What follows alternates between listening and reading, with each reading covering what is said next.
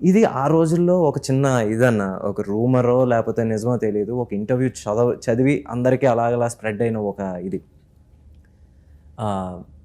ఒక పెద్ద సినిమాలో, ఇట్స్ మల్టీ స్టారర్ సినిమాలో మిమ్మల్ని ఆడటం జరిగింది. అండ్ మీరు వచ్చేసి ఒక ఆ రోజుకి ఒక ఏంటి మీరు తీసుకున్నది అనుకున్న ఎక్కువ ఒక 8 డిజిట్ హైయర్డ్ 8 డిజిట్ ఫిగర్ మీరు చెప్తే వాళ్ళు వచ్చేసి డ్రాప్ అయ్యారు.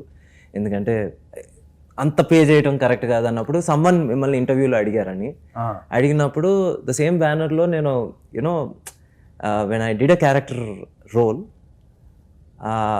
5,000 బ్యాలెన్స్ కోసం ఐ థింక్ 2 నెలలు తిరిగాను. ఇది ఒక రూమర్, ఇది నిజమో కాదో నాకు తెలియదు. యాక్చువల్లీ క్వశ్చన్ కరెక్ట్గా లేదు. 5,000 అది నాకు అర్థం కాదు. So basically the same banner came to you after you became a star. అచ్చా ఓ ముందు ఓ అదా ఇయర్స్ బ్యాక్ 2004-5 2-3 అదే కదా. వస్తే అక్కడేమో అసలు జీతం కూడా ఇచ్చేవారు కాదు సరిగ్గా అసిస్టెంట్ డైరెక్టర్గా.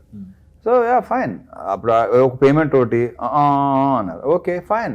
ఇక్కడ ఏంటంటే పొజిషన్ బట్టే వాల్యూ, పొజిషన్కే వాల్యూ, అది నమ్మితే చాలు.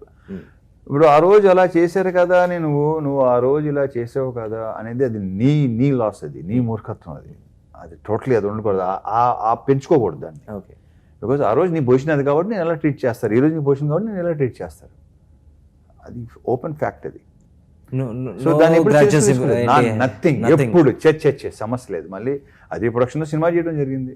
సో ఆ రోజు నేనెంతో అంతే. ఆ రోజు నా పొజిషన్ బట్టే కదా ఏదైనా సరే, పొజిషన్ బట్టే ఉంటుంది అంతే. Simple as that. బట్ ఏంటంటే ఓ టైంలో మనకి రావాల్సింది రాకపోతే చిన్న అది అసలు ఏమో రాలేదు ఏంటండి, అప్పుడప్పుడు ఏవో చిన్న చిన్న ఖర్చులు అప్పులు ఉంటాయి కదా.